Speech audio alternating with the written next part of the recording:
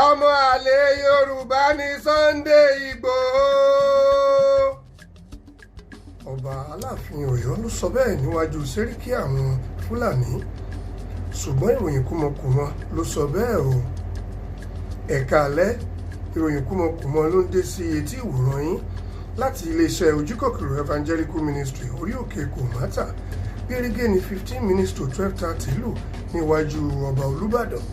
Ẹni ọ̀wọ̀ Irọ́lábí ni oníròyìn yín yánkàn bí ọgbẹ́ Ògúnléjà Wúdẹ̀ aláṣejù Babajẹ́nrọ́lá tí fi ẹsẹ̀ méjèèjì ta ajá nípa ẹ̀wà wá nǹkan bù sórí láti gbọ́ ìròyìn náà lẹ́kùnrẹ́rẹ́ gbàù lójú ọ̀tá tó ń wò mí tẹ̀gbintẹ̀gbin. Ọba Olóyè Sùlúgàmbàrí ti ìlú Ìlọrin ló sọ wípé ó yẹ kí ẹni gbogbo kí ó yọ owó aró ṣùgbọ́n kò yẹ àtọ̀ọ́lé Sunday Igboho.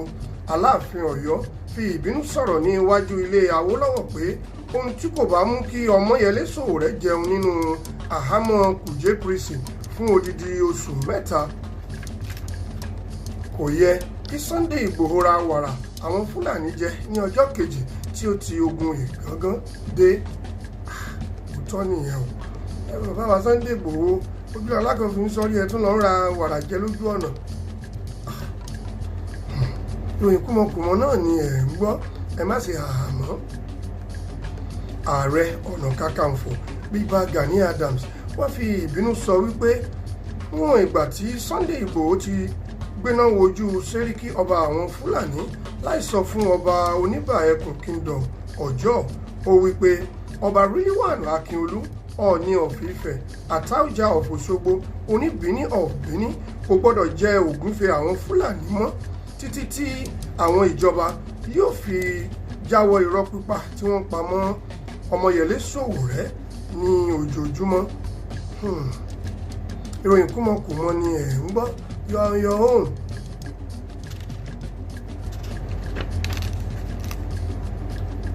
Ìbínú ọ̀rọ̀ yìí ló mú kí gómìnà Ṣèyí Mákindé àti dádì Ṣèyí Mákindé sẹ́ríkì àwọn Fúlàní náà sọ di mímọ̀ fún Sunday Igboho pẹ̀lú ìbínú pé kí eku ilé gbọ́ kí ó sọ fún ti oko, kí àdán gbọ́ kí ó lọ rò fún òbẹ̀.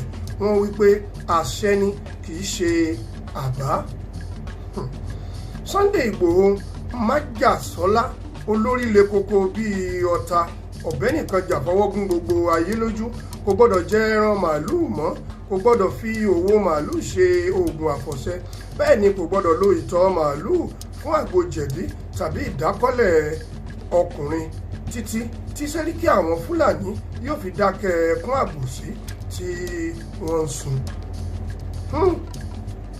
Àwọn àgbà Ọlọ́run má jẹ arógun kí Sunday Igboho má tún jẹ màálùú mọ́, kí ló wá fẹ́ máa jẹ?